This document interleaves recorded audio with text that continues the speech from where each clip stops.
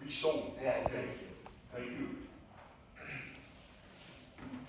Well, good morning, Chairman. The presentation submitted today for today's delegation was scheduled to be presented at the last committee meeting. That meeting was canceled due to the lack of agenda items, which seems strange given the situation regarding emergency housing in Northumberland. Given the number of developments since then, this delegation will reference the report presented to County Council by staff on August 14th, as well as related items that have been made public since then. Having read the report, I agree with the position taken by Councillor Cleveland.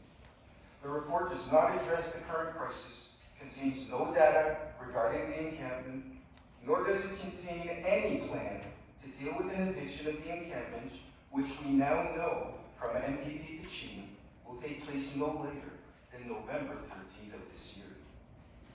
Once again, the county has failed to respond appropriately to what many in Cobourg consider a crisis. For 400 days, the residents of the encampment have lived in tents with no heat, electricity, sanitation, or running water.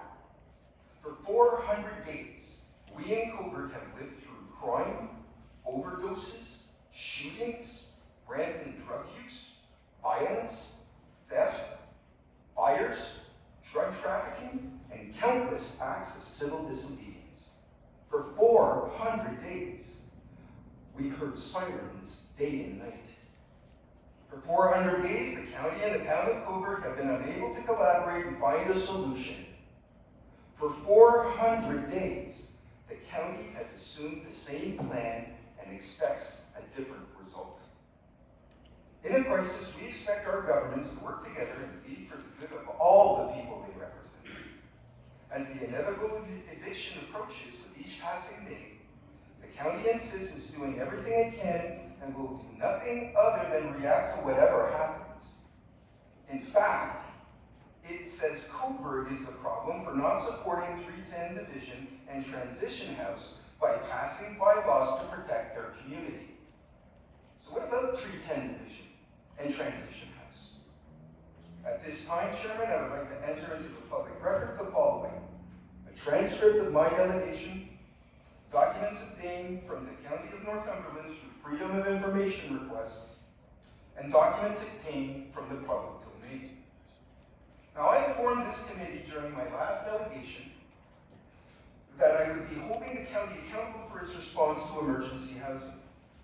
Over the last 6 months, I have reviewed dozens of documents related to FOI requests, hours of video of official proceedings, the official meeting minutes of the NCHC board, staff and consultant reports, and financial records of various entities. I've also reviewed public statements from county officials, county press releases, media reports from local news, as well as social media platforms containing local content. I've sought input from Cobourg officials, business owners, taxpayers, and residents of the encampment to ensure due diligence in providing the facts, not my personal feelings. As a person of significant interest in all of this is the recently announced former Housing Services Manager, General Manager of Northumberland County Housing Corporation, known as NCHC. I find it interesting that he resigned less than a week before my appearance today, as there are many, many questions regarding his roles in the last 12 months. Fortunately, the record speaks for him, and those questions are left to be answered by council and the CAO. The documents indicate that from November 15th to December 15, 2023, a series of communications, meetings, decisions, and transactions were made by staff to achieve a predetermined outcome with respect to the purchase of 310 Division. This involved the former general manager, who during that time was the treasurer of the board of Northumberland County Housing Corporation, the chairperson of Transition House, the acting executive director of Transition House, and an applicant for a management posting with the county, all up within a 30-day time. This flagrant conflict of interest was left unaddressed by the CAO, the past warden, and the past deputy warden, who currently serves as warden and was on the board of NCHC at the time these events took place. According to internal emails on November 16, 2023, Excuse me, Mr. Viceland, we have some people in the back that are putting up the placards. That is not allowed. Sir, those are not my people. I came here to do this delegation. I have no control over those individuals. They're here. I have control. Please, by all means, sir. I can't see what's going on behind my head. I'm going to ask you to go ahead. They pull them down now. Carry on. Thank you. Don't do it again. Go ahead. May I go ahead, sir? Yes, sir. According to internal lead notes from November 16, 2023, the County Council was informed by staff of the 310 Division project. Staff proceeded to make an offer 2 days later, closing the purchase on December 8th at a cost of $2.3 million.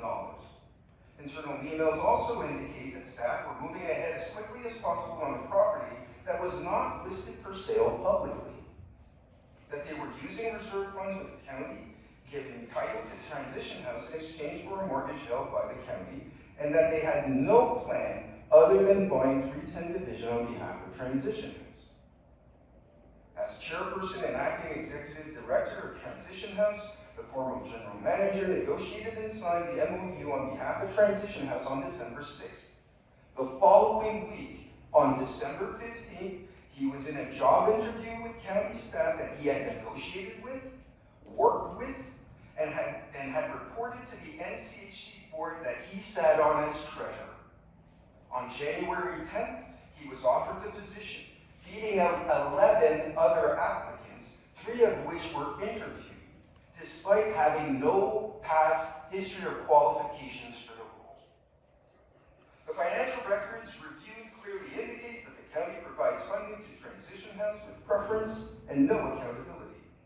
In fact, 2024 is the 3rd year in a row that Transition House has received more than it spent for a cumulative total of almost $600,000 in surplus funding. This unconventional funding approach impacts all other community partners who have strong governance and are effective, including Cornerstone that turns away over 100 women and children in crisis due to lack of resources. The relationship between the county and Transition House is preferential and simply crosses the line normally in place between 2 arm's-length entities. There is no question in my mind that all of this is not circumstantial. I have reviewed the records thoroughly and without prejudice and have concluded that one or more persons in county leadership are either grossly incompetent, willingly turned a blind eye, or are actively complicit given the oversight that should exist at the County of Northumberland. The facts indicate that there is little to no oversight or accountability. Therefore, I submit to you, Chairman, 3 simple recommendations to be put to a full open session of County Council to restore public trust in this level of government. That an investigation be launched by an arm's-length third-party entity with authority to hold leadership accountable. That the warden step down from his position during the investigation. You have 2 minutes left. Yeah, thank you. That a comprehensive performance review be conducted regarding the CAO's actions over the last 12 months by an outside third party chosen by majority of County Council. Should this committee choose to vote against advancing my delegation to full council for a public debate at an open session, I will seek redress through official channels and coordinate a public response to hold county leadership responsible. Chairman, as his resident of Cobourg, I can assure you that we are facing a crisis. The anxiety is growing in our town every single day that we get closer to November 13th. I fortunately, given the cancellation of the last committee meeting, I was able to attend and delegate to a town council meeting that same day. We are engaged in the town of Cobourg in a 60-day action plan to deal with the fallout of an eventual eviction. My presentation today is not to create a sense of urgency for the county to look into itself and use all of its resources for crisis management. This presentation is designed to break a deadlock that has been ongoing for over 4 400 days between the county and the town of Cobourg so that we can collaborate, communicate, and effectively, proactively react to an eventual crisis. I am here today on behalf of the 22,000 people that live, work, and have interests in the town of Cobourg, that you pivot and walk away from this approach that you've been using for over 400 days and align yourselves and collaborate with us for the betterment of everyone. Thank you. Mr. Bison, thank you very much. Yeah! Yeah! Let's do something! Do something for us. Okay, Enough is enough. Enough is enough. okay, I'm going to speak for a few minutes. Enough is enough. A first order of Enough one, is enough. to preserve the protection Enough is enough. and Enough is enough. the quorum of this committee. meeting. Enough is enough. Persons in the Enough audience, is enough. in person or Enough is online, enough. Enough is Enough is enough. enough. Enough is Enough is enough. enough. You're disrupting our town. We pay for you. Disrupting our town. We pay for you. You're disrupting our something. town. We will take a 10-minute recess. Good. Good. You're on recess all the time. This is a taste of what's to come. Exactly. Yes. Enough is enough. Please. Enough is enough. Ladies and gentlemen, Enough is thank you enough. this day is over. Yeah. Come on, We man. are gonna stand Where's up for Mandy our town. We are finished with you people. Where's Mandy Martin? Goodbye. Good riddance. Thank you guys for all. Thank you everyone for remaining. The county's procedural bylaw empowers the president or presiding officer to expel any person or improper contact at the meeting. This is your last warning. Mr. Bison? Bison, I'm sorry. Bison. There we go. Thank you for correcting me. No problem. Session is now open for questions from members of council. Are there any questions? Go ahead, Deputy Warden. Thank you for your presentation. These are some pretty serious issues and accusations that you're bringing in front of us today. And I'm wondering if you can elaborate on the nature of the evidence that you have in terms of leading you to call for the investigation of what's happened in particular. I'd like to see and know more of what is actually in your possession or what you've encountered in order to weigh your request. Thank you for the question, Deputy Warden. Unfortunately, I had not had the occasion of being able to go through the records in time to submit them as part of my official delegation, which is why those documents are not appearing according to the county clerk. The submission of the documentations and attachments to this delegation were not able to be presented on screen, so I would walk you through those. There are, if I remember from a hazy last night, 20 documents that are attached to this delegation that are in the possession of the county clerk. So all of the material that I referenced in this delegation, including more material that I haven't had the time to be able to present, are all available to every single county official as part of this delegation.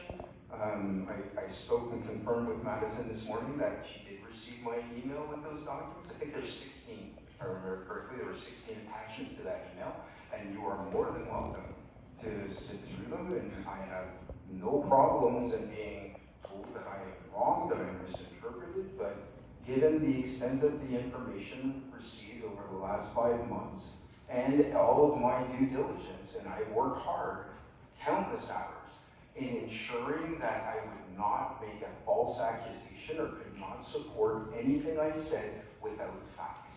So I am comfortable at this point in time in saying that I am confident in what I am saying. I can back it up with documentation from the county as well as the public record, and I invite you all, including the public, to go through and scrutinize everything that I've said to your satisfaction. This is an open dialogue. This whole approach is designed to ensure that there is transparency, but also accountability to those that are responsible for the outcome that we are facing. So yes, you are more than welcome, Deputy Warden. I invite the opportunity to sit down with anyone to discuss these findings, give you my perception, and listen to any approaches, critical or not, that would help the ability of the county to work in collaboration with the town in solving our problems. I'm not the enemy here. And this has nothing to do with personal vendetta or revenge. It has to do with effective level of government in addressing concerns of its citizens during a crisis. And I'm just trying to move the needle. We have 2 minutes left for questions.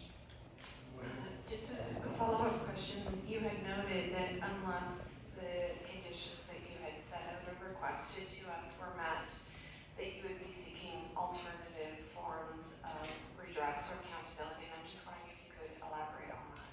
Gladly. So obviously this is not my world.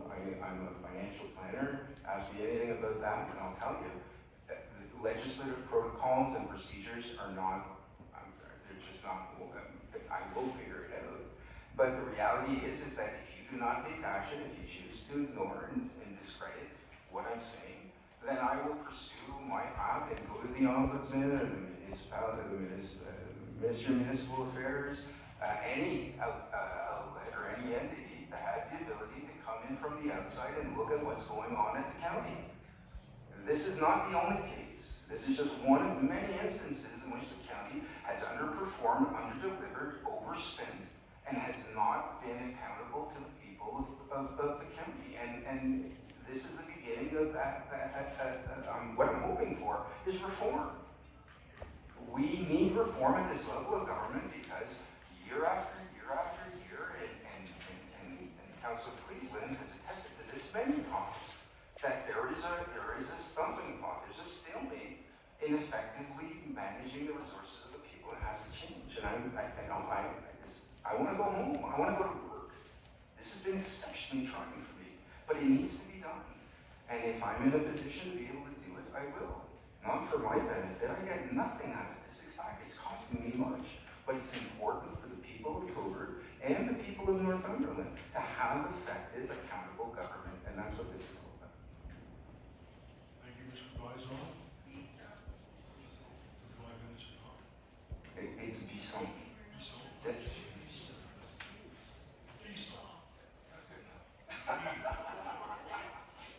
Thank you very much for your presentation. Thank you, Chairman. Have a safe afternoon. Thank you. Sir, that sign is up. That sign is up. I'm going to ask you to leave. I'm going to ask you to leave a second time. How many times?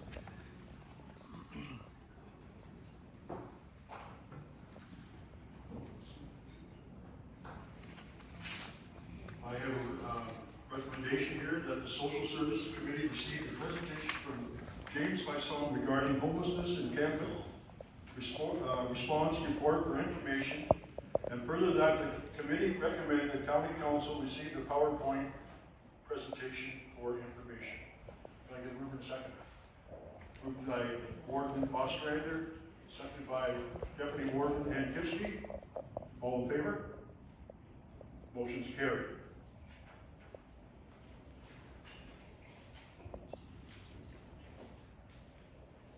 But they won't do anything for us. So I was just gonna leave the meeting. I left the meeting. I was going out the front door. This chap pulls up, and I overheard at reception that he's been called to chambers for me. So I came back to make a point. Pardon me? I would never said I was here for you. That's a No, lie. no, you were here for chambers. This guy's lying. I'm not going to deal with lying. Okay, well, I don't know, but well, this is what I overheard down there.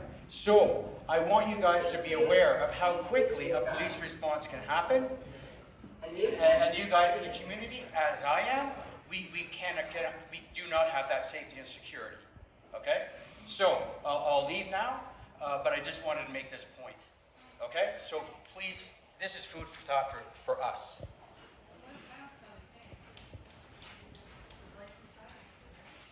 I don't know if lights and sirens is on.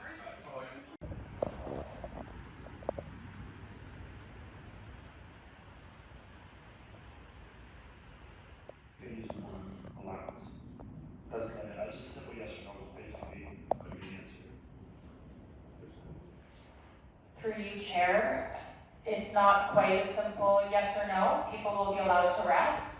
It was, of course, our hope that folks would be able to sleep, but we have heard from town of Cobourg officials that we are going to have to relook at those, and we will. But we will have a space for people to rest comfortably throughout the evening as needed.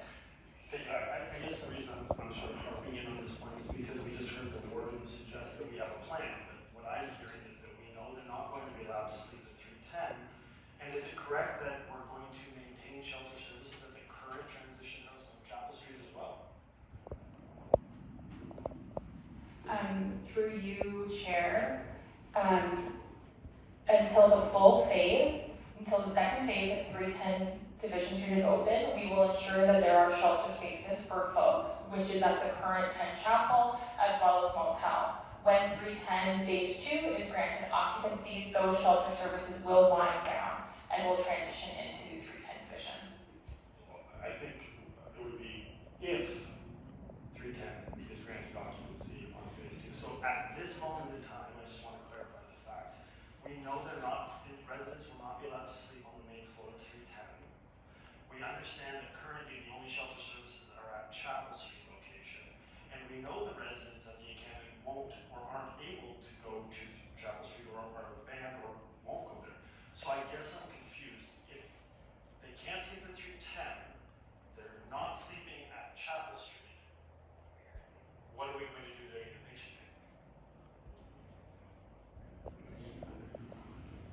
Through you, Chair, I think I've answered this question throughout this morning of what our plan is for the encampment response, and we will continue to work with people to ensure that they have a safe place to sleep at night. And when and if the eviction date comes at Brookside, we will be ready and we will have systems and supports in place for them. That's it. Thank you. That's a question.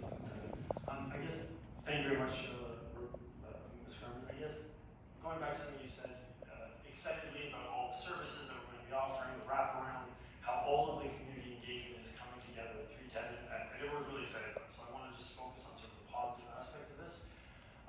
So we know that there's going to be wraparound services. We know there's going to be all these great ability for people to ascertain different opportunities and that. Does that mean that if an individual from Brighton or Trent Hills needs wraparound services, that they have to come to Cobourg to receive them? Through you, Chair, no, it doesn't. We will meet people where they're at. We have supports in place throughout the county. We have outreach supports. We have partnerships with our health agencies and other agencies throughout the county. Our staff deliver services throughout the county. We meet people where they're at and we support them in their journey looking to where they want to go. So wherever they're looking to move or get support, we will support them where they are. Go ahead. That's good. So if we're meeting people where they're at, why do we need 310 to begin with?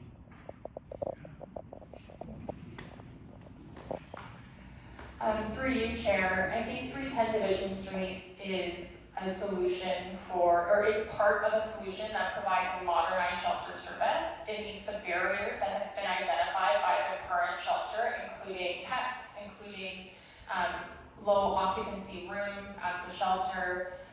We know that we are continuing to meet a need at our system, and it will also provide those necessary supports to the individuals.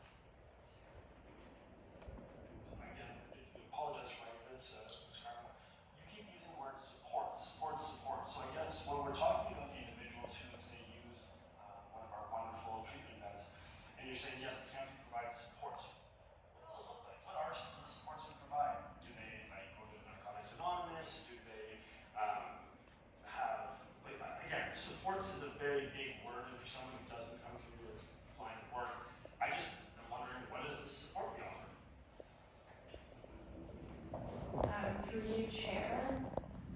We provide, I think supports is a big word because they're very different and they're very individual. Some of the supports that we provide include, will include housing searches, it'll include diversion.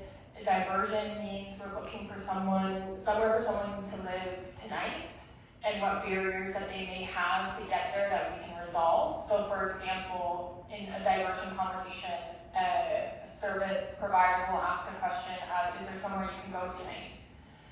Is there family you can stay with? And sometimes the answer is they can't afford another mouth to feed. Well, okay, well what can we do to help offset that cost? Can we give you, what if we provided you some different supports to be able to stay there? So that's an example of what diversion might look like. Maybe they have family who are willing to take them and want to take them somewhere else, so we'll help them, we'll transport and help them get there. Another type of support is we do refer folks to mental health services through Northumberland Mental Health Hospital, Community Mental Health, or Campbell Memorial Hospital. So we would refer folks to those types of service. We refer folks to the health center for housing search, for taking people to housing viewings with them. Supports can include financial support, so that can include assisting with first and last month's rent. It could include support with moving costs, furniture. It could include an ongoing rental subsidy to help them make that payment. It might include paying some arrears so that they can stay in the house where they are. We refer them to the legal center so that they know their legal rights if they're facing an eviction or other needs.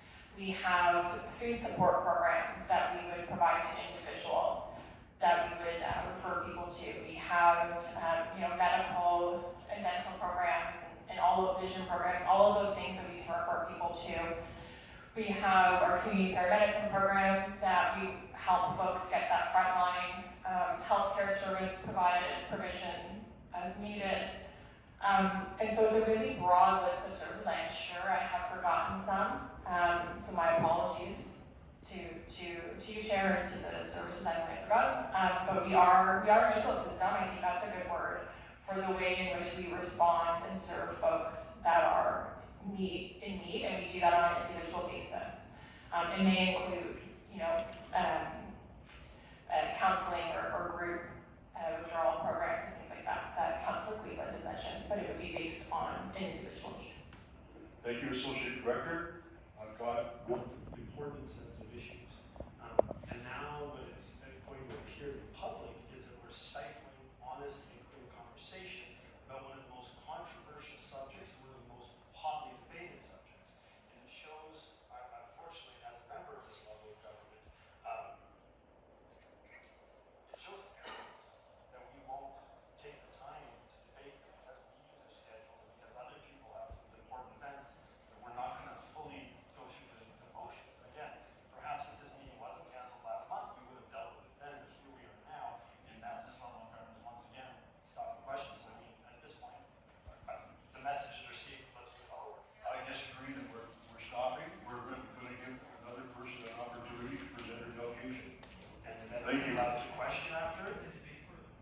And then debate further. Thank you very much. That what I have observed in the last 400 days, as Mr. Bisson has pointed out, is that these people are drug addicts, and that is the assistance that they need. So my question is, as part of the agenda, I saw that there were letters from other communities that were saying we are going to request the provincial government for support, rehabilitation, detoxification, to assist the drug addicts. I'm wondering if the county could also send a letter, such as you attached to your agenda, requesting that the provincial government provide funding to give assistance to drug addicts in rehabilitation and detoxification. And if not, why not? Those letters were attached and instructed as information purposes only. I think County Council needs to take a stand on that as well. The second item is, as a taxpayer, I would like to hear specific numbers of people who are assisted. The ones slide that showed the figures from July 1st on doesn't cut it for me. I've been looking at these people since September 2023. That slide doesn't do it. To hear that many have caseworkers does not do it. I need to hear 10, 12, 0. I want numbers. I also want numbers in the success rate with Transition House. I want success rate with the people that are going to be moving into 310 Division. I want to know exactly their progress. Yes, that's it. Is that your presentation? Thank you very much. Yes. Does county have, does council have further questions for Vivian? Go ahead, Deputy Warden. Not so much a question, but just a comment to your first inquiry about the treatment. So last December, during our budget deliberations, I brought forward a motion to this table to support treatment for addictions in this community, understanding that that was a real lack that just didn't exist. So we did pass unanimously a motion to support treatment in the amount of $261,000 or so. Both before that motion and after that motion, I have continued to try to advocate with my county hat on, county council hat on, with Minister Cobourg and his team to match that funding so that we can expand some of the treatment options in our community. And as recently as in August at the annual conference, I met with he and his team and had follow-up conversations. And as I understand it, there is now a funding envelope that's open that the county has been applying for, is in the process of applying for, that is going to be building on that initial seed funding and expanding the ecosystem of help, understanding that that was very much a large missing piece in the ecosystem. And I'm happy to see that we finally have the first two folks in treatment over the last couple of months. So the two folks that are in treatment, are they at the former Woodlawn location? Is that where the two treatment beds are? We can't disclose that information. So you are basically, okay, let me reword this. Are you paying another facility for treatment? I'm going to turn that over to the CAO. CEO. Through you, Chair. Yes, that money is used to contract services. The county is not a healthcare provider for purposes of addictions or mental health supports. We don't have those expertise or those facilities in-house.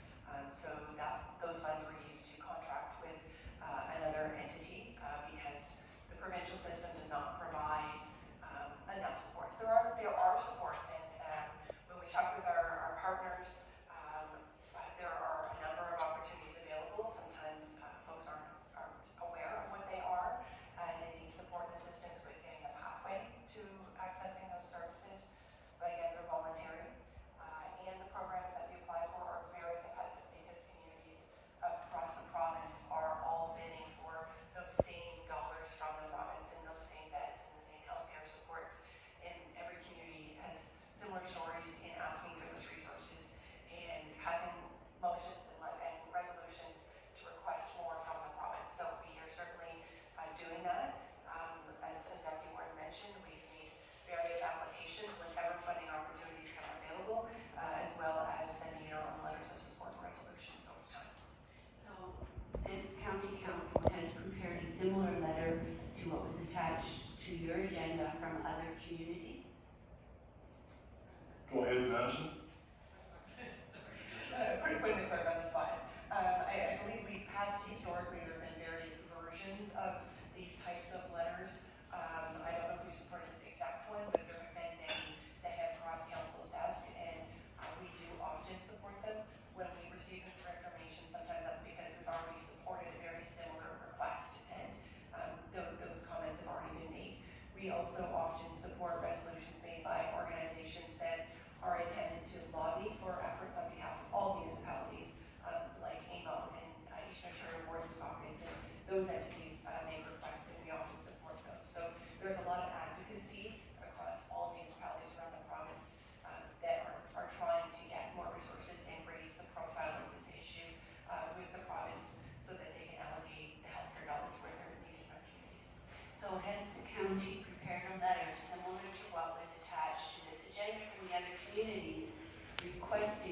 and sent it out to other communities. Again, I don't know how effective that would be, but it's a good look to me. It's banding together. It's saying we're all on the same page. We need more money. Great, we've got $25 million for infrastructure. But like James said, we have a crisis in this town. And I know it's everywhere, but I live here. So I'll redirect through the chair. I know we're getting into some back and forth and it's a delegation, so I'm not sure if you. Well, if you want to answer a quick answer, but I've got Councillor Martin who wants to ask a question as well. So you make a quick answer. We have about 5 minutes left. Okay, I just would like to point out that to the Ontario Health team from Cumberland, for example, in Cranny Township, based in Cobourg, we have a clinic. It's not largely touted and we don't brag and boast and whatever. However, through that clinic, we have mental outreach for people of all ages. It's very heavily used. We have a methadone program in my community. Again, administered through the local pharmacy, and it is very well taken, as I will tell you. Councillor Martin, do you have a specific question? I have a specific question in terms of when you ask for a cross-county accounting of how we're addressing and servicing these needs, are you in fact going to ask specific questions? Because I have very specific responses and a long list. It's not as if we're sitting out here doing nothing. Thank you, Councillor Martin.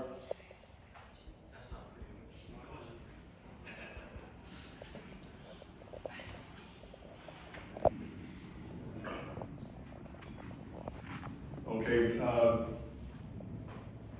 I've been informed that we've had our 5 minutes. I appreciate your question or your presentation. So Vivian, thank you very much. I do have. Thank you, Chair, through you to my fellow members of this council.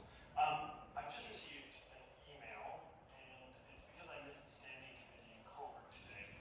However, at the standing committee in Cobourg today, we had a report that was issued regarding the encampment responses at Cobourg outside of the encampment at Brookside.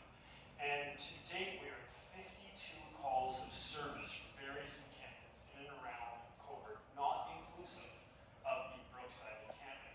Excuse me, Councillor Cleveland.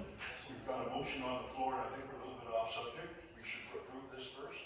Well, I think the And then you get an opportunity to Ms. speak. Vander Hazel brought forth the issues in Cobourg. She was speaking to her experience in Cobourg. She was speaking to the response from this level of government. And what I'm talking about is how the lack of response to this level of government is impacting Cobourg with stats and facts. I'm confused as to why that wouldn't be relevant. I think you'll have that opportunity. But first of all, we should take this and vote on it. And we'll give you the opportunity to speak. If the motion is not on the floor, Chair, through you, how am I to speak to something if there's no motion on the floor?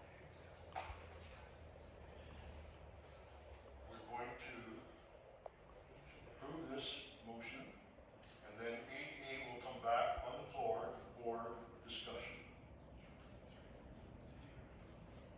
It's been moved and seconded. All in favor? The motion is carried.